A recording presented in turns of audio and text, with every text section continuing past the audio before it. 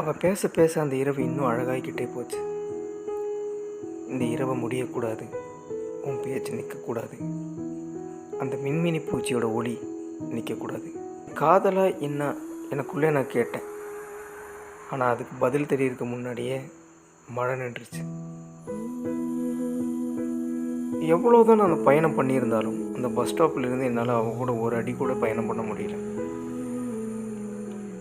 வாழ்க்கையை நினச்சி சிரிக்கிறதா இல்லை பிரிவை நினச்சி வருத்தப்படுறதான்னு கூட தெரியல. அவளை நான் அதுக்கப்புறம் பார்க்கவே இல்லை. ஆனால் பார்க்கணும்னு நினைக்கிறேன். பார்ப்போம்.